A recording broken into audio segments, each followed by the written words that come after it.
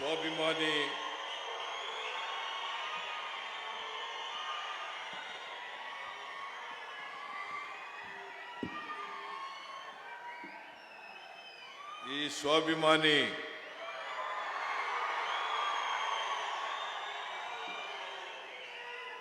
ಸಮಾವೇಶದಲ್ಲಿ ಭಾಗಿಯಾಗಿರ್ತಕ್ಕಂಥ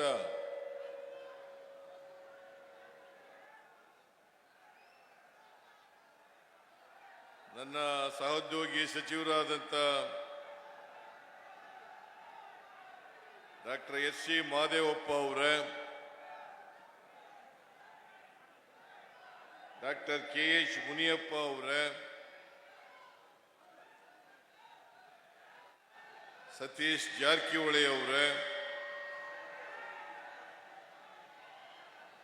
ಡಾಕ್ಟರ್ ಶರಣ್ ಪ್ರಕಾಶ್ ಪಾಟೀಲ್ ಅವರೇ, ಬೋಸರಾಜು ಅವರೇ, ಶಿವರಾಜ್ ತಂಗಡಗಿ ಅವರೇ, ಶಾಸಕರಾದಂಥ ಅಂಪನಗೌಡ ಬಾದರ್ಲಿ ಅವರೇ,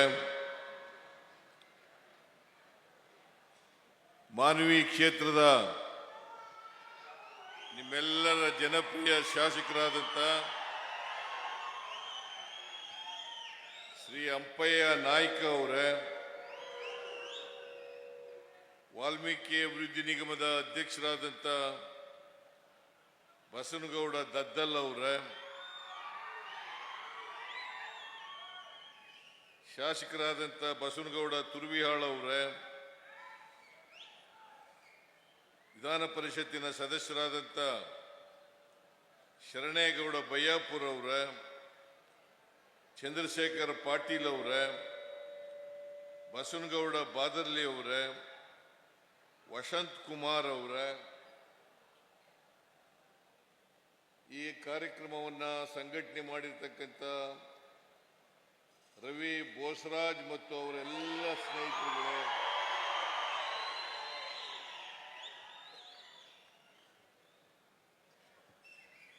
ವೇದಿಕೆ ಮೇಲೆ ಆಸೀನರಾಗಿರ್ತಕ್ಕಂಥ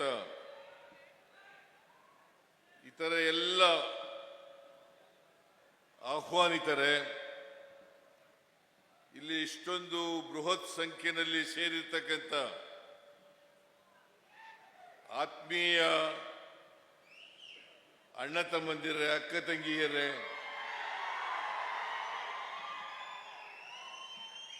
ಎಲ್ಲ ಯುವಕ ಮಿತ್ರರೇ, ಸುದ್ದಿ ಮಾಧ್ಯಮದ ಗೆಳೆಯರೇ, ಮಾನ್ವಿ ಮತಕ್ಷೇತ್ರದ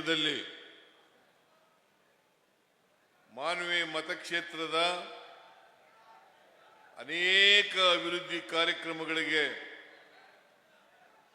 ಶಂಕುಸ್ಥಾಪನೆ ಮತ್ತು ಉದ್ಘಾಟನೆಯನ್ನು ಮಾಡಿದ್ದೇವೆ. ಅಂಪಯ್ಯ ನಾಯ್ಕ ಅವರು ಇಲ್ಲಿ ಶಾಸಕರಾದ ಮೇಲೆ ಮಾನ್ವಿ ಕ್ಷೇತ್ರದಲ್ಲಿ ಸುಮಾರು 458 ಕೋಟಿ ರೂಪಾಯಿಗಳ ಅಭಿವೃದ್ಧಿ ಕಾರ್ಯಕ್ರಮಗಳಿಗೆ ಇವತ್ತು ಚಾಲನೆ ಕೊಡ್ತಕ್ಕಂಥ ಕೆಲಸವನ್ನ ನನ್ನ ಕೈನಿಂದ ಮತ್ತು ಇತರ ಮಂತ್ರಿಗಳ ಕೈನಿಂದ ಮಾಡಿಸಿದ್ದಾರೆ. ನಿನ್ನೆ ಬಾದರ್ಲಿ ಸಿಂಧನೂರಿನಲ್ಲಿ ಅಂಪನಗೌಡ ಬಾದರ್ಲಿ ಅವರು ಸಿಂಧನೂರಿಂದ ಮಾನ್ವಿಯಿಂದ ರಾಯಚೂರು ಗ್ರಾಮಾಂತರ ಕ್ಷೇತ್ರ, ಈ ಮೂರು ಕ್ಷೇತ್ರಗಳನ್ನು ಸೇರ್ತಕ್ಕಂಥ ರಸ್ತೆ, ಚತುಷ್ಪಥ ರಸ್ತೆ, 4 ಪಥದ ರಸ್ತೆ, ಆ ರಸ್ತೆ 1695 ಕೋಟಿ, ಸುಮಾರು 87 ಕಿಲೋಮೀಟರ್ ಉದ್ದದ ರಸ್ತೆ. ಆ ರಸ್ತೆಗೆ ನಿನ್ನೆ ಶಂಕುಸ್ಥಾಪನೆಯನ್ನು ಮಾಡಿದೋ, ಮಾನ್ವಿನಲ್ಲೂ ಕೂಡ ಶಂಕುಸ್ಥಾಪನೆಯನ್ನು ಮಾಡ್ತಾ ಇದ್ದೀವಿ. ಅದೇ ಶಂಕುಸ್ಥಾಪನೆ ಅಂದ್ರೆ ಭೂಮಿ ಪೂಜೆನೇ ನಮ್ಮ ಕಡೆ. ಓಕೆ, ನಿಮ್ಮ ಮಾತಿನಲ್ಲೇ ಭೂಮಿ ಪೂಜೆಯನ್ನು ಮಾಡಿದ್ದೇವೆ. ಬಹುಶಃ ದದ್ದಲ್ ಅವರ ಕಾನ್ಸ್ಟಿಟ್ಯೂನ್ಸಿನಲ್ಲಿ ಈ ಕೆಲಸ ಮುಗಿದ ಮೇಲೆ ಉದ್ಘಾಟನೆ ಮಾಡ್ತಕ್ಕಂಥ ಕೆಲಸವನ್ನು ಮಾಡ್ತೇವೆ.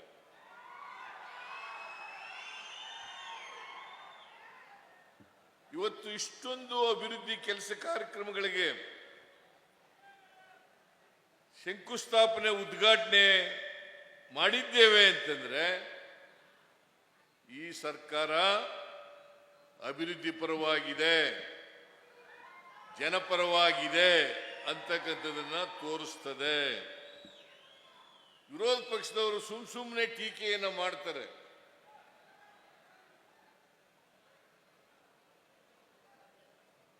ಗ್ಯಾರಂಟಿ ಯೋಜನೆಗಳನ್ನು ಜಾರಿ ಕೊಟ್ಟ ಮೇಲೆ ಸರ್ಕಾರದಲ್ಲಿ ದುಡ್ಡಿಲ್ಲ, ಖಜಾನೆ ಎಲ್ಲ ಖಾಲಿಯಾಗ್ಬಿಟ್ಟಿದೆ. ಇದು ಎಂತ ಹಸಿ ಸುಳ್ಳು, ಬರೀ ಹಸಿ ಸುಳ್ಳು. ನಮ್ಮ ಹತ್ರ ದುಡ್ಡಿಲ್ಲದೆ ಹೋಗಿದ್ರೆ 1695 ಕೋಟಿ ರೂಪಾಯಿ ರಸ್ತೆ ಕೆಲಸಕ್ಕೆ ಭೂಮಿ ಪೂಜೆ ಮಾಡಲಿಕ್ಕೆ ಸಾಧ್ಯ ಆಗ್ತಾ ಇರಲಿಲ್ಲ. ಅಂಪಯ್ಯ ನಾಯಕರವರ ಕಾನ್ಸ್ಟಿಟ್ಯೂನ್ಸಿ ಮಾನವಿನಲ್ಲಿ 458 ಕೋಟಿ ರೂಪಾಯಿಗಳಿಗೆ ಗುದ್ದಲಿ ಪೂಜೆಯನ್ನ ಉದ್ಘಾಟನೆಯನ್ನು ಮಾಡಲಿಕ್ಕೆ ಆಗ್ತಾ ಇರಲಿಲ್ಲ. ಇದನ್ನ ನೀವು ನೋಡಿದ್ರೆ ಹೆಂಗೆ ವಿರೋಧ ಪಕ್ಷದವರು ಸಹಿಸಿಕೊಳ್ಳಲಿಕ್ಕೆ ಸಾಧ್ಯ ಆಗದೇನೆ ಹೊಟ್ಟೆ ಉರಿಯಿಂದ ಸುಳ್ಳುಗಳನ್ನ ಹೇಳ್ತಾ ಇದ್ದಾರೆ ಅಂತಕ್ಕಂಥದನ್ನ ನಿಮಗೆ ತಿಳ್ಕೊಳ್ಳಲಿಕ್ಕೆ ಸಾಧ್ಯ ಆಗ್ತದೆ. ಬಿಜೆಪಿಯವರು, ಜೆಡಿಎಸ್ನವರು ನಾನು 2ನೇ ಬಾರಿ ಮುಖ್ಯಮಂತ್ರಿ ಆದ ಮೇಲೆ ನನ್ನ ಮೇಲೆ ಸುಳ್ಳು ಆರೋಪಗಳನ್ನು ಮಾಡಲಿಕ್ಕೆ ಪ್ರಾರಂಭ ಮಾಡಿದ್ದಾರೆ. ಸುಳ್ಳು ಆರೋಪಗಳನ್ನು ಮಾಡಿದ್ದಾರೆ. ಅದಕ್ಕೋಸ್ಕರನೇ ಈ ಸ್ವಾಭಿಮಾನಿ ಸಮಾವೇಶವನ್ನು ಏರ್ಪಾಡು ಮಾಡಿ ನಿಮ್ಮ ಮೂಲಕ ಅವರಿಗೆ ತಕ್ಕ ಉತ್ತರವನ್ನು ಕೊಡಬೇಕು ಅನ್ನೋ ಕಾರಣಕ್ಕೋಸ್ಕರ ಈ ಸ್ವಾಭಿಮಾನಿ ಸಭೆಯನ್ನು ಏರ್ಪಾಡು ಮಾಡಿರ್ತಕ್ಕಂಥದ್ದು. ಈ ಸ್ವಾಭಿಮಾನಿ ಸಭೆಯನ್ನು ಏರ್ಪಾಡು ಮಾಡಲಿಕ್ಕೆ ರವಿ ಬೋಸರಾಜ್ ಮತ್ತು ಅವರ ಸಂಗಡಿಗರು, ಮತ್ತೆ ಬೋಸರಾಜು ಅವರು ಮತ್ತು ಇತರ ಎಲ್ಲ ಶಾಸಕರುಗಳು ಕೂಡ, ಈ ಜಿಲ್ಲೆಯ ಎಲ್ಲ ಶಾಸಕರುಗಳು ಕೂಡ ಶ್ರಮ ಪಟ್ಟಿದ್ದಾರೆ. ಇದು ಯಶಸ್ವಿ ಆಗಲಿಕ್ಕೆ ದುಡಿದಿದ್ದಾರೆ. ಅದಕ್ಕೋಸ್ಕರ ರವಿ ಬೋಸರಾಜು ಮತ್ತು ಇತರ ಎಲ್ಲ ಶಾಸಕರುಗಳಿಗೆ ನನ್ನ ಧನ್ಯವಾದಗಳನ್ನು ಈ ಸಂದರ್ಭದಲ್ಲಿ ಹೇಳಲಿಕ್ಕೆ ಬಯಸ್ತಾ ಇದ್ದೇನೆ. ಮಾನ್ಯ ಬಂಧುಗಳೇ, 2013ರಲ್ಲಿ ಈ ರಾಜ್ಯದ ಜನರು 122 ಸ್ಥಾನಗಳನ್ನು ಗೆಲ್ಲಿಸಿಕೊಳ್ಳಿಸೋದ್ರ ಮೂಲಕ ನಮಗೆ ಆಶೀರ್ವಾದವನ್ನು ಮಾಡಿದ್ರು ಕಾಂಗ್ರೆಸ್ ಪಕ್ಷಕ್ಕೆ. ನಾನು 5 ವರ್ಷಗಳ ಕಾಲ ಮುಖ್ಯಮಂತ್ರಿಯಾಗಿದ್ದೆ. ಬಹುಶಃ ದೇವರಾಜ ಅರಸರವರನ್ನ ಬಿಟ್ಟರೆ 5 ವರ್ಷ ತುಂಬಿಸಿದವರು. 5 ವರ್ಷ ತುಂಬಿಸಿದಂತ ಮುಖ್ಯಮಂತ್ರಿ ಯಾರಾದರೂ ಇದ್ರೆ ಅದು ಸಿದ್ದರಾಮಯ್ಯ ಅಂತಕ್ಕಂಥ ಮಾತುಗಳನ್ನು ಹೇಳಲಿಕ್ಕೆ ಬಯಸ್ತಾ ಇದ್ದೇನೆ. ಬರೀ 5 ವರ್ಷ ಪೂರ್ಣಗೊಳಿಸಲಿಲ್ಲ.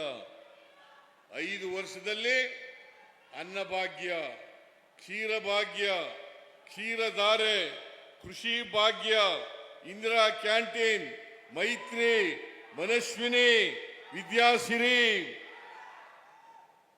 ಶಿವಭಾಗ್ಯ, ಶಾದಿ ಭಾಗ್ಯ, ಪಶು ಭಾಗ್ಯ, ಹೀಗೆ ಎಲ್ಲ ಕಾರ್ಯಕ್ರಮಗಳನ್ನು ಜಾರಿಗೆ ಕೊಟ್ಟೆ. ಯಾರೂ ಕೂಡ ಇನ್ನೊಬ್ಬರ ಮನೆ ಹತ್ರ ಹೋಗಿ ಅನ್ನಕ್ಕೋಸ್ಕರ ಕೈ ಒಡ್ಡಬಾರದು.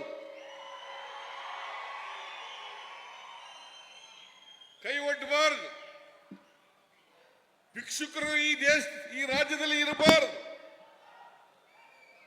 ಎಲ್ಲರೂ ಕೂಡ ಅನ್ನ ಊಟ ಮಾಡ್ತಕ್ಕಂಥ ಪರಿಸ್ಥಿತಿ ಆಗಬೇಕು. ಕರ್ನಾಟಕ ಹಸಿವು ರಾಜ್ಯ ಆಗಬೇಕು ಅಂತೇಳಿ ಈ ಕಾರ್ಯಕ್ರಮವನ್ನು ಜಾರಿ ಕೊಟ್ಟದ್ದು.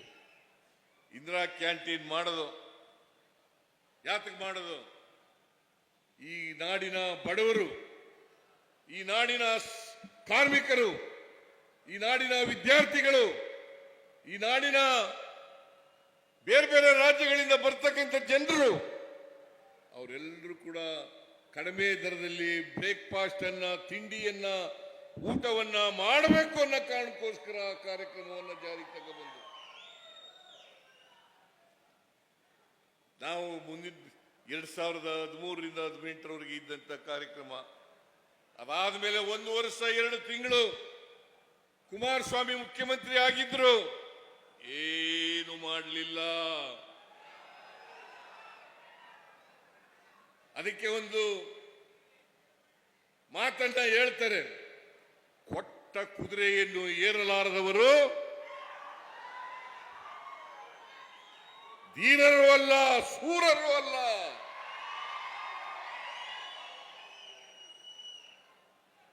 ಒಂದು ವರ್ಷ 2 ತಿಂಗಳಲ್ಲಿ ಸರ್ಕಾರ ಪತನ ಆಯಿತು. 1 ವರ್ಷ 2 ತಿಂಗಳಲ್ಲಿ ಏನೂ ಕೆಲಸ ಮಾಡಲಿಲ್ಲ.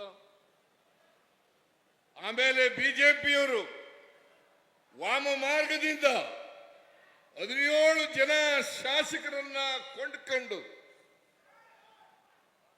ಅಡ್ಬಿಟ್ಟಿನಲ್ಲಿ ದುಡ್ಡು ಹೊಡೆದಿದ್ದಂತ ದುಡ್ಡನ್ನ ಖರ್ಚು ಮಾಡಿ ಒಬ್ಬೊಬ್ಬ MLAಗೆ 25 ಕೋಟಿಗೂ ಹೆಚ್ಚು ಹಣವನ್ನ ಖರ್ಚು ಮಾಡಿ ಸರ್ಕಾರವನ್ನು ರಚನೆ ಮಾಡಿದ್ರು. 3 ವರ್ಷ 10 ತಿಂಗಳು ಅಧಿಕಾರದಲ್ಲಿದ್ದರು.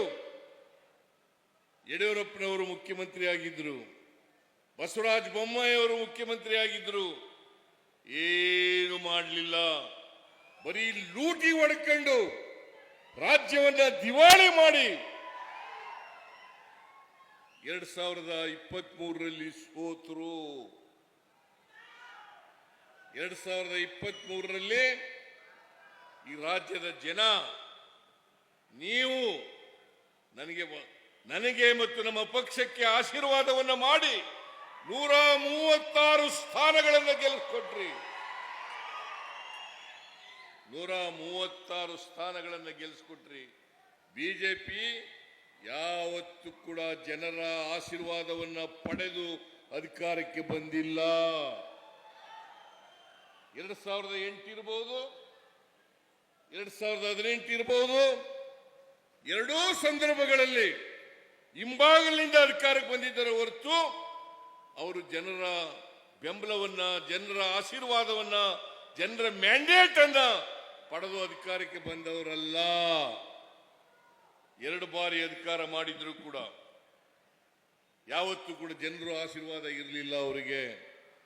ನಾವು 2013ರಲ್ಲಿ ಜನರ ಆಶೀರ್ವಾದ ಇನ್ನೂ 122 ಸ್ಥಾನಗಳನ್ನು ಗೆದ್ದು, 2023ರಲ್ಲಿ 136 ಸ್ಥಾನಗಳನ್ನು ಗೆದ್ದು ಜನ ನಮಗೆ ಆಶೀರ್ವಾದವನ್ನು ಮಾಡಿದ್ರು.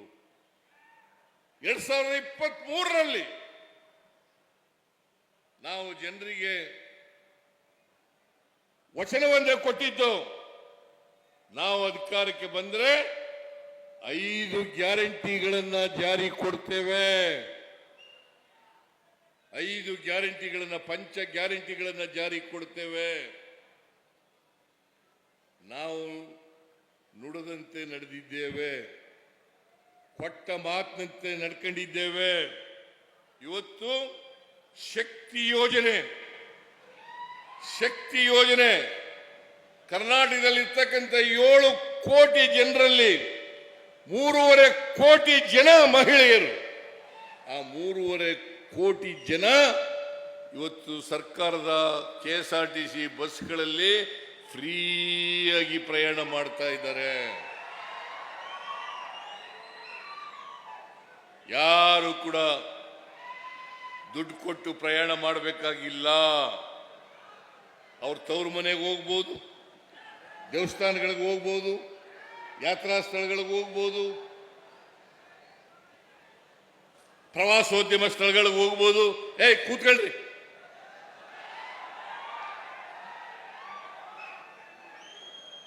ಯಾತ್ರಾ ಸ್ಥಳಗಳಿಗೆ ಹೋಗ್ಬೋದು, ಪ್ರವಾಸೋದ್ಯಮ ಸ್ಥಳಗಳಿಗೆ ಹೋಗ್ಬೋದು. ಇವತ್ತು ಸುಮಾರು 300 ಕೋಟಿ ಟ್ರಿಪ್ಗಳಲ್ಲಿ ಪ್ರಯಾಣ ಮಾಡಿದ್ದಾರೆ ಹೆಣ್ಮಕ್ಳು. 300 ಕೋಟಿ ಟ್ರಿಪ್ಗಳಲ್ಲಿ ಪ್ರಯಾಣ ಮಾಡಿದ್ದಾರೆ. ಗೃಹಲಕ್ಷ್ಮಿ ಯೋಜನೆ, ಗೃಹಲಕ್ಷ್ಮಿ ಯೋಜನೆ ಮನೆ ಒಡತಿಗೆ ಸುಮಾರು 1,21,00,000 ಕುಟುಂಬಗಳಿಗೆ ಮನೆ ಯಜಮಾನಿಗೆ ತಿಂಗಳಿಗೆ 2,000 ರೂಪಾಯಿ, 2,000 ರೂಪಾಯಿ. ಗೃಹ ಜ್ಯೋತಿ ಯೋಜನೆಗೆ 1,60,00,000 ಕುಟುಂಬಗಳಿಗೆ 200 ಯೂನಿಟ್ ವರೆಗೆ ಫ್ರೀ ಕರೆಂಟ್, 200 ಯೂನಿಟ್ ವರೆಗೆ ಫ್ರೀ ಕರೆಂಟ್. ಅನ್ನಭಾಗ್ಯ, ಹಿಂದೆ ನಾನಿದ್ದಾಗ 5 ಕೆಜಿ ಅಕ್ಕಿಯನ್ನ ಫ್ರೀಯಾಗಿ ಕೊಡ್ತಾ ಇದ್ದೆ, ಅದನ್ನು ಮುಂದುವರಿಸಿದ್ರು. ನಾವು ಅಧಿಕಾರಕ್ಕೆ ಬಂದ್ರೆ ಇನ್ನೂ 5 ಕೆಜಿಯನ್ನು ಕೊಡ್ತೇವೆ ಅಂತ ಹೇಳಿದ್ರು. ಆದರೆ ಕೇಂದ್ರ ಸರ್ಕಾರದವರು ಸಹಕಾರ ಮಾಡಲಿಲ್ಲ, ಅಕ್ಕಿ ಕೊಡಲಿಲ್ಲ. ಬಡವರಿಗೆ ಅಕ್ಕಿ ಕೊಡ್ತೀವಿ, ಕೊಡ್ರಿ, ಅಕ್ಕಿ ನಿಮ್ಮ ಹತ್ರ ಇದೆ, ದುಡ್ಡು ಕೊಡ್ತೀವಿ, ಫ್ರೀಯಾಗಿ ಕೊಡಬೇಡಿ ಅಂತ ಹೇಳಿದ್ರು ಕೂಡ ಅಕ್ಕಿ ಕೊಡ್ಲಿಲ್ಲ. ಮುನಿಯಪ್ಪನವರು ಇಲ್ಲೇ ಕೂತಿದ್ದಾರೆ, ಡೆಲ್ಲಿಗೆ ಹೋಗಿದ್ರು, ಆಹಾರ ಸಚಿವರನ್ನ ಭೇಟಿ ಮಾಡಿದ್ರು, ಅಕ್ಕಿ ಕೊಡ್ರಿ, ದುಡ್ಡು ಕೊಡ್ತೀವಿ ಅಂತಂದ್ರು, ಕೊಡ್ಲಿಲ್ಲ. ಅದಕ್ಕೋಸ್ಕರ ಇವತ್ತು ಪ್ರತಿಯೊಬ್ಬ ವ್ಯಕ್ತಿಗೆ 5 ಕೆಜಿ ಅಕ್ಕಿಗೆ ತೆಗೆತಕ್ಕಂಥ ಹಣ 170 ರೂಪಾಯಿಗಳನ್ನ ಅವರ ಅಕೌಂಟ್ಗೆ ಜಮಾ ಮಾಡ್ತಕ್ಕಂಥ ಕೆಲಸವನ್ನು ಮಾಡ್ತಾ ಇದ್ದೀವಿ.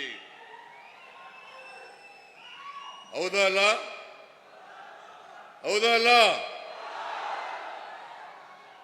ಜಮಾ ಮಾಡ್ತಕ್ಕಂಥ ಕೆಲಸ ಮಾಡ್ತಾ ಇದ್ದೀವಿ. ಶಕ್ತಿ ಯೋಜನೆ, ಗೃಹಲಕ್ಷ್ಮಿ ಯೋಜನೆ, ಗೃಹ ಜ್ಯೋತಿ ಯೋಜನೆ, ಅನ್ನಭಾಗ್ಯ ಯೋಜನೆ, ಮತ್ತೆ ಯುವ ನಿಧಿ ಯೋಜನೆ. ಯಾರು ಯುವಕರು, ಯುವತಿಯರು ಗ್ರಾಜ್ಯುಯೇಟ್ಗಳಾಗಿ ಕೆಲಸ ಸಿಕ್ಕಿರಲ್ಲ, 23-24ರಲ್ಲಿ ಪಾಸ್ ಮಾಡದಂಥವ್ರು, ಡಿಪ್ಲೊಮಾ ಪಾಸ್ ಮಾಡ್ಕೊಂಡಿರ್ತಕ್ಕಂಥವ್ರು, ಗ್ರಾಜ್ಯುಯೇಟ್ಗಳಿಗೆ 3,000 ರೂಪಾಯಿ ತಿಂಗಳಿಗೆ, ಡಿಪ್ಲೊಮಾ ಹೋಲ್ಡರ್ಸ್ಗೆ 1,500 ರೂಪಾಯಿ ತಿಂಗಳಿಗೆ ಈ ಕಾರ್ಯಕ್ರಮವನ್ನು ಜಾರಿ ಕೊಟ್ಟಿದ್ದೀವಿ. ಇವೆಲ್ಲ ಈ 5 ಕಾರ್ಯಕ್ರಮಗಳನ್ನ ನಾವು ಅಧಿಕಾರಕ್ಕೆ ಬಂದ 8 ತಿಂಗಳಲ್ಲಿ ಜಾರಿ ಕೊಟ್ಟು, ಇದು ಅವರಿಗೆ ತಡ್ಕೊಳ್ಳಿಕ್ಕಾಗಲಿಲ್ಲ. ಬಿಜೆಪಿ ಅವರಿಗೆ, ಜೆಡಿಎಸ್ನವರಿಗೆ. ಬಡವರಿಗೆ ಶಕ್ತಿ ತುಂಬುತ್ತಾ ಇದ್ದಾರೆ, ಬಡವರಿಗೆ ಆರ್ಥಿಕ ಸಾಮಾಜಿಕ ಕಾರ್ಯಕ್ರಮಗಳನ್ನು ಕೊಡ್ತಾ ಇದ್ದಾರೆ. ನಾವು ಯಾವುದೇ ಜಾತಿ ಮಾಡಲಿಲ್ಲ, ಯಾವುದೇ ಧರ್ಮ ಮಾಡಲಿಲ್ಲ. ಈ ದೇಶದ ಬಡವರು, ದಲಿತರು, ಹಿಂದುಳಿದವರು, ಅಲ್ಪಸಂಖ್ಯಾತರು, ಮಹಿಳೆಯರು, ಕಾರ್ಮಿಕರು, ಇವರೆಲ್ಲರಿಗೂ ಕೂಡ ಇವತ್ತು ಅವರಿಗೆ ಶಕ್ತಿ ತುಂಬತಕ್ಕಂಥ ಕೆಲಸವನ್ನು ಮಾಡಿದ್ದೇವೆ. ಇದನ್ನ ಬಿಜೆಪಿಯವರಿಗೆ, ಜೆಡಿಎಸ್ನವರಿಗೆ ಸಹಿಸ್ಕೊಳ್ಳಕ್ಕಾಗಲಿಲ್ಲ. ಎಷ್ಟು ಹತಾಶರಾದರು ಅಂತಂದ್ರೆ, ನನ್ನ ಹೆಂಡತಿ ಯಾವತ್ತೂ ಕೂಡ ರಾಜಕೀಯಕ್ಕೆ ಬಂದವಳಲ್ಲ, ಯಾವತ್ತೂ ಕೂಡ ಹೊರಗಡೆ ಬಂದವಳಲ್ಲ. ಅಂತವಳನ್ನ ಇವತ್ತು ಬೀದಿಗೆ ತಂದಿದ್ದಾರಲ್ಲ, ಇದು ನ್ಯಾಯನಾ? ನೀವು ಒಪ್ಕೊಳ್ಳಿಕ್ಕೆ ತಯಾರಾಗಿದ್ದೀರಾ ಅಂತಕ್ಕಂಥ ಪ್ರಶ್ನೆಯನ್ನ ಇವತ್ತು ನೀವು ಕೇಳಬೇಕಾಗ್ತದೆ. ಯಾವತ್ತೂ ಕೂಡ ಬಂದವರಲ್ಲ. ನಾನು ಏನ್ ತಪ್ಪು ಮಾಡಿದ್ದೀನಿ? ನಿಮಗೆ 5 ಗ್ಯಾರಂಟಿಗಳು ಕೊಟ್ಟ ತಪ್ಪ? ಅನ್ನಭಾಗ್ಯ ಮಾಡೋದು ತಪ್ಪ? ಇಂದಿರಾ ಕ್ಯಾಂಟೀನ್ ಮಾಡೋದು ತಪ್ಪ? ಕ್ಷೀರ ಭಾಗ್ಯ ಮಾಡೋದು ತಪ್ಪ? ಕ್ಷೀರಧಾರೆ ಮಾಡೋದು ತಪ್ಪ? ವಿದ್ಯಾಸಿರಿ ಮಾಡೋದು ತಪ್ಪ? ಮಾತೃಪೂರ್ಣ ಕಾರ್ಯಕ್ರಮ ಜಾರಿಗೆ ತಗೊಂಬಂದ ತಪ್ಪ? ನೀವೇ ಹೇಳಿ, ಏನ್ ತಪ್ಪು ಮಾಡಿದ್ದೀನಿ? ಏನ್ ತಪ್ಪು ಮಾಡಿದ್ದೀನಿ?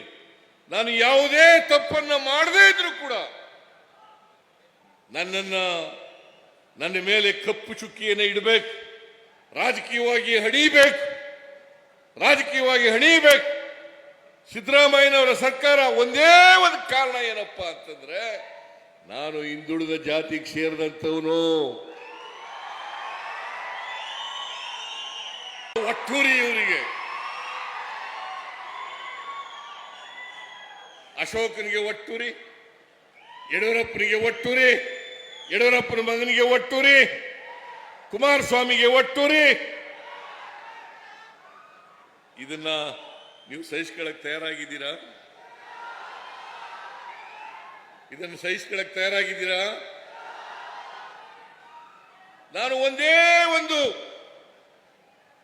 ಮಾಡಿದ ತಪ್ಪೇನಪ್ಪ ಅಂತಂದ್ರೆ, ಈ ರಾಜ್ಯದ ಬಡವರಿಗೆ ಆರ್ಥಿಕವಾಗಿ ಸಾಮಾಜಿಕವಾಗಿ ಶಕ್ತಿ ತುಂಬಬೇಕು. ಬಾಬಾ ಸಾಹೇಬ್ ಅಂಬೇಡ್ಕರ್ ಅವರು ಕೊಟ್ಟಿರ್ತಕ್ಕಂಥ ಸಂವಿಧಾನದ ರೀತಿಯ ಬರೀ ರಾಜಕೀಯ ಸ್ವಾತಂತ್ರ್ಯ ಸಿಕ್ಕಿದ್ರೆ ಸಾಲದು, ಎಲ್ಲ ಬಡವರಿಗೂ ಕೂಡ ಸಾಮಾಜಿಕ ಸ್ವಾತಂತ್ರ್ಯ ಸಿಕ್ಕಬೇಕು, ಆರ್ಥಿಕ ಸ್ವಾತಂತ್ರ್ಯ ಸಿಕ್ಕಬೇಕು. ಆಗ ಮಾತ್ರ ಬಸವಾದಿ ಶರಣರು ಹೇಳಿದಂತ ಸಮ ಸಮಾಜವನ್ನು ನಿರ್ಮಾಣ ಮಾಡಲಿಕ್ಕೆ ಸಾಧ್ಯ ಆಗ್ತದೆ. ಹೌದಲ್ಲ? ನೀವೆಲ್ಲ ಸ್ವಾಭಿಮಾನದಿಂದ ಬದುಕಬೇಕಲ್ಲ? ಸ್ವಾಭಿಮಾನದಿಂದ ಬದುಕಬೇಕಾದ್ರೆ ಆರ್ಥಿಕವಾಗಿ ಶಕ್ತಿ ಇರಬೇಕಲ್ಲ? ನಿಮ್ಗೆಲ್ರಿಗೂ ಶಿಕ್ಷಣ ಸಿಗ್ಬೇಕಲ್ಲ? ಇದು ನಾವು ಮಾಡಿದಂತ ಅವ್ರ ಪ್ರಕಾರ ದೊಡ್ಡ ತಪ್ಪು. ಅದನ್ನು ಸಹಿಸ್ಕೊಳ್ಳಕ್ಕಾಗ್ಲಿಲ್ಲ ಅವರಿಗೆ.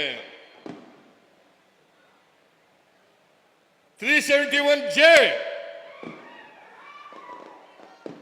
ಬಿಜೆಪಿಯವರು ಮಾಡಲಿಲ್ಲ.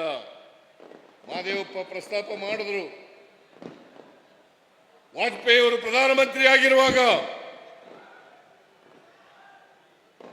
ಲಾಲ್ ಕೃಷ್ಣ ಅದ್ವಾನಿಯವರು ಉಪ ಪ್ರಧಾನಿ, ಈ ದೇಶದ ಹೋಮ್ ಮಿನಿಸ್ಟರ್ ಎಂ ಕೃಷ್ಣ ಅವರು ಈ ರಾಜ್ಯದ ಮುಖ್ಯಮಂತ್ರಿಯಾಗಿ ಪತ್ರ ಬರೀತಾರೆ. 371J ಮಾಡಿ ಸಂವಿಧಾನಕ್ಕೆ ತಿದ್ದುಪಡಿ ತಗೊಬರ್ರಿ ಅಂತೇಳಿ. ಅದಕ್ಕೆ ಉತ್ತರ ಏನ್ ಕೊಡ್ತಾರೆ ಗೊತ್ತಾ ಅದ್ವಾನಿಯವರು? ಮಾಡಕ್ಕಾಗಲ್ಲ. ರೈಟಿಂಗ್ ಅಲ್ಲಿ ಕೊಟ್ಟಿದ್ದಾರೆ, ಮಾಡಕ್ಕಾಗಲ್ಲ. ಮಾಡಿದ್ರೆ ಬೇರೆ ರಾಜ್ಯಗಳಲ್ಲಿ ಬೆಂಕಿ ಹತ್ಕೊಂಡ್ಬಿಡ್ತದೆ, ಅದಕ್ಕೋಸ್ಕರ ಮಾಡಕ್ಕಾಗಲ್ಲ. ಅದ್ವಾನಿಯವರು ಯಾವ ಪಾರ್ಟಿಯವರು? ಬಿಜೆಪಿ. ನಾಚಿಕೆ ಆಗಲ್ಲ ಇವರಿಗೆ? ನಾಚಿಕೆ ಆಗಲ್ಲ? ಮಲ್ಲಿಕಾರ್ಜುನ ಖರ್ಗೆ ಅವರು, ಧರ್ಮಸಿಂಗ್ ಅವರು, ಅನೇಕ ಹೋರಾಟಗಾರರು 371Jಗೋಸ್ಕರ ಹೋರಾಟ ಮಾಡಿ ಇವತ್ತು ರಾಜ್ಯಕ್ಕೆ 371 2013ರಲ್ಲಿ ಸಂವಿಧಾನ ತಿದ್ದುಪಡಿ ಆಯಿತು. ಮನಮೋಹನ್ ಸಿಂಗ್ ಅವರು ಮಾಡಿದ್ರು. ಇದನ್ನು ಮಾಡಲಿಕ್ಕೆ ಸೋನಿಯಾ ಗಾಂಧಿಯವರು, ರಾಹುಲ್ ಗಾಂಧಿಯವರು ಮನಮೋಹನ್ ಸಿಂಗ್ ಅವರಿಗೆ ಶಿಫಾರಸನ್ನು ಮಾಡಿ ಮಲ್ಲಿಕಾರ್ಜುನ ಖರ್ಗೆ ಅವರು, ಧರ್ಮಸಿಂಗ್ ಅವರ ಸತತ ಪ್ರಯತ್ನದಿಂದ ಸಂವಿಧಾನ ತಿದ್ದುಪಡಿ ಆಯಿತು. 371J ಸೇರ್ಪಡೆ ಆಯಿತು. ನಾನು ಮುಖ್ಯಮಂತ್ರಿ ಆಗಿದ್ದಾಗ 2013ರಲ್ಲಿ ನಾನು HK ಪಾಟೀಲ್ರ ಅಧ್ಯಕ್ಷತೆಯಲ್ಲಿ ಒಂದು ಉಪಸಮಿತಿಯನ್ನು ಮಾಡಿದೆ. ಉಪಸಮಿತಿಯನ್ನು ಮಾಡಿ ಅವರು ವರದಿ ಕೊಟ್ಟರು. ಬಹುಶಃ ಶರಣ್ ಪ್ರಕಾಶ್ ಪಾಟೀಲ್ ಕೂಡ ಮೆಂಬರ್ ಆಗಿದ್ರು, ಅದಕ್ಕೆ ನೀನು ತಂಗಡಿಗಿನೋ ಮೆಂಬರ್ ಆಗಿದ್ರು. ಅವರು ವರದಿ ಕೊಟ್ಟ ತಕ್ಷಣ ಯಥಾವತ್ತಾಗಿ ಜಾರಿಗೆ ಕೊಡ್ತಕ್ಕಂಥ ಆ ವರದಿಯನ್ನು ಜಾರಿ ಕೊಡ್ತಕ್ಕಂಥ ಕೆಲಸವನ್ನು ಮಾಡಿತು. ಅದು ಮಾಡದ್ರಿಂದ ಇವತ್ತು ಅನೇಕ ಜನ ಡಾಕ್ಟರ್ಗಳಾದರು, ಅನೇಕ ಜನ ಇಂಜಿನಿಯರ್ಗಳಾದರು, ಅನೇಕ ಜನ ಟೀಚರ್ಗಳಾದರು, ಅನೇಕ ಜನ ಕೆಲಸಕ್ಕೆ ಸೇರ್ಲಿಕ್ಕೆ ಸಾಧ್ಯ ಆಯಿತು. ನಾವು ಈ ಭಾಗದಲ್ಲಿ 1,09,000 ಹುದ್ದೆಗಳನ್ನು ಗುರುತು ಮಾಡಿದ್ದೀವಿ. 9,000. ಅದರಲ್ಲಿ ಈಗಾಗಲೇ 89,000 ಹುದ್ದೆಗಳನ್ನು ಭರ್ತಿ ಮಾಡಿದ್ದೀವಿ. ಇನ್ನು ಉಳಿದಂತ ಹುದ್ದೆಗಳನ್ನು ಕೂಡ ಹಂತ ಹಂತವಾಗಿ ಭರ್ತಿ ಮಾಡಿದ್ದೀವಿ. ಈ ವರ್ಷ, ಕಳೆದ ವರ್ಷ 3,000 ಕೋಟಿ ರೂಪಾಯಿ ಕೊಟ್ಟಿದ್ದೆ. ಈ ವರ್ಷ 5,000 ಕೋಟಿ ರೂಪಾಯಿಗಳನ್ನ ಹೈದರಾಬಾದ್ ಕರ್ನಾಟಕ, ಕಲ್ಯಾಣ ಕರ್ನಾಟಕ ಅಭಿವೃದ್ಧಿಗೆ ಕೊಟ್ಟಿದ್ದೇನೆ. ಬಿಜೆಪಿ ಅವರು ಕೊಟ್ಟಿದ್ರ? ಬಿಜೆಪಿ ಅವರು ಕೊಡ್ಲಿಕ್ಕಾಗಿರ್ಲಿಲ್ಲ. ಯಾವತ್ತೂ ಕೂಡ ಅವರು ಅಭಿವೃದ್ಧಿ ಕೆಲಸಗಳು ಮಾಡಿರಲಿಲ್ಲ. ಪ್ರಜಾಪ್ರಭುತ್ವದ ನಂಬಿಕೆ ಇಲ್ಲದೆ ಇರತಕ್ಕಂಥವರು ಅವರು, ಸಂವಿಧಾನದಲ್ಲಿ ನಂಬಿಕೆ ಇಲ್ಲದೆ ಇರತಕ್ಕಂಥವರು ಅವರು, ಬಡವರ ವಿರೋಧಿಗಳು.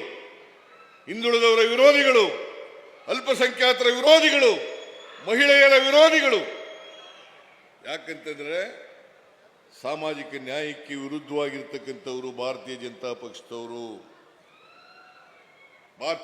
ಪಕ್ಷದವರು.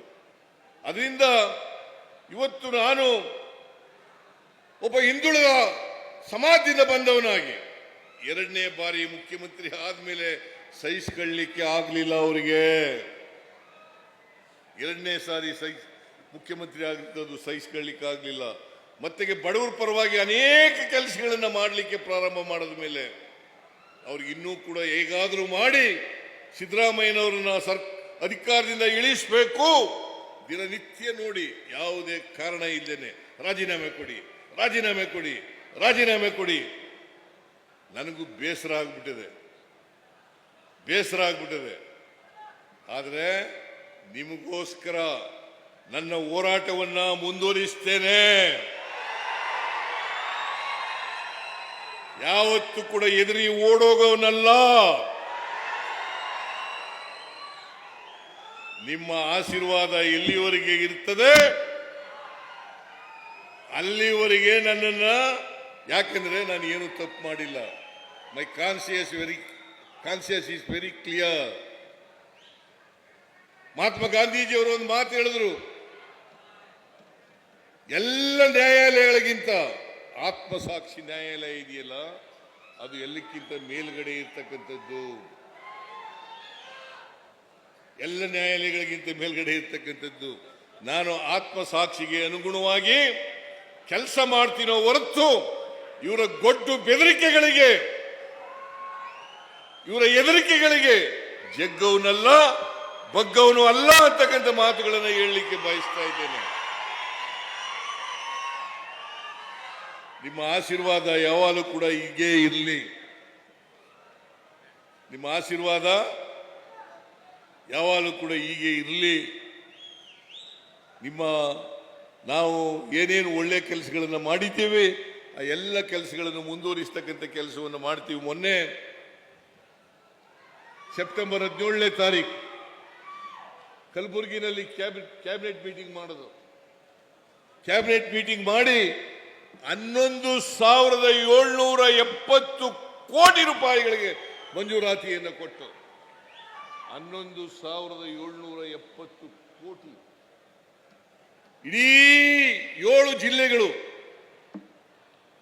ಜಿಲ್ಲೆಗಳಿಗೆ ಹೈದರಾಬಾದ್ ಕರ್ನಾಟಕದ 7 ಜಿಲ್ಲೆಗಳಿಗೆ ಒಂದೇ ಕ್ಯಾಬಿನೆಟ್ ಮೀಟಿಂಗ್ ನಲ್ಲಿ 11,770 ಕೋಟಿ. ಒಟ್ಟು ನಾವು 12,692 ಕೋಟಿ ಮಾಡಿದ್ದು. 692 ಕೋಟಿ, ಅದರಲ್ಲಿ 11,770 ಕೋಟಿ ಹೈದರಾಬಾದ್ ಕರ್ನಾಟಕಕ್ಕೆ ಮೀಸಲಿಟ್ಟು 47 ಸಬ್ಜೆಕ್ಟ್ಗಳ ಪೈಕಿ 57 ಸಬ್ಜೆಕ್ಟ್ಗಳ ಪೈಕಿ 47 ಸಬ್ಜೆಕ್ಟ್ಗಳನ್ನ ಹೈದರಾಬಾದ್ ಕರ್ನಾಟಕಕ್ಕೆ ಮೀಸಲಿಟ್ಟು ಈಗ ಹೈದರಾಬಾದ್ ಕರ್ನಾಟಕಕ್ಕೆ ಭದ್ರಾಗಿ ಬಡವರಿಗೆ ಆರ್ಥಿಕವಾಗಿ ಸಾಮಾಜಿಕವಾಗಿ ಶಕ್ತಿ ಕೊಡಲಿಕ್ಕೆ ಭದ್ರಾಗಿ ನೇರವಾಗಿ ಇವತ್ತು ಮಧ್ಯವರ್ತಿಗಳ ಹಾವಳಿ ಇಲ್ಲ. ಈ 5 ಗ್ಯಾರಂಟಿ ಯೋಜನೆಗಳನ್ನು ಮಾಡಿದೀವಲ್ಲ, ಇದರಲ್ಲಿ ಯಾರೇ ಮಧ್ಯವರ್ತಿಗಳಿಲ್ಲ. ನೇರವಾಗಿ ಫಲಾನುಭವಿಗಳಿಗೆ ನಾವು ಕೊಡ್ತಕ್ಕಂಥ ಸಹಾಯ ಅವರಿಗೆ ತಲುಪ್ತಕ್ಕಂಥ ಕೆಲಸ ಮಾಡ್ತಾ ಇದ್ದೀವಿ. ಇದನ್ನ ಬಿಜೆಪಿ ಅವರಿಗೆ ಸಹಿಸ್ಕೊಳ್ಳಕ್ಕಾಗಲ್ಲ. ಹೊಟ್ಟೆ ಉರಿ. ಆ ಕಾರಣದಿಂದ ಬಿಜೆಪಿಯವರಿಗೆ ತಕ್ಕ ಪಾಠ ಕಲಿಸೋರು ಯಾರು? ಕೈ ಎತ್ತಿ ನೋಡೋಣ. ನೀವೇ ಉತ್ತರ ಕೊಡಬೇಕು. ಅದಕ್ಕೋಸ್ಕರ ಈ ಸ್ವಾಭಿಮಾನಿ ಸಮಾವೇಶವನ್ನ ಈ ಭಾಗದಲ್ಲಿ ಹೈದರಾಬಾದ್ ಕರ್ನಾಟಕ ಭಾಗದಲ್ಲಿ ಏರ್ಪಾಡು ಮಾಡಿರ್ತಕ್ಕಂಥದ್ದು. ನೀವೆಲ್ಲ ಈ ಕಾರ್ಯಕ್ರಮಕ್ಕೆ ಬಹಳ ದೊಡ್ಡ ಸಂಖ್ಯೆಯಲ್ಲಿ ಬಂದಿದ್ದೀರಿ. ಈ ದೊಡ್ಡ ಸಂಖ್ಯೆಯನ್ನು ಸೇರಿಸಲಿಕ್ಕೆ ಬಹಳ ಜನ ಶ್ರಮ ಪಟ್ಟಿದ್ದಾರೆ. ಎಲ್ಲ ಶಾಸಕರುಗಳು, ರವಿ ಬೋಸರಾಜ್ ಅವರು ಇವರೆಲ್ಲರೂ ಕೂಡ ಶ್ರಮ ಪಟ್ಟಿದ್ದಾರೆ. ಮತ್ತೆ ನೀವೆಲ್ಲರೂ ಕೂಡ ಬಂದಿದ್ದೀರಿ. ಅದಕ್ಕೋಸ್ಕರ ಅವರಿಗೆ ಮತ್ತು ನಿಮಗೆ ಧನ್ಯವಾದಗಳನ್ನು ಹೇಳಿ ನನ್ನ ಮಾತನ್ನು ಮುಗಿಸ್ತೇನೆ. ಜೈ ಹಿಂದ್, ಜೈ ಕರ್ನಾಟಕ.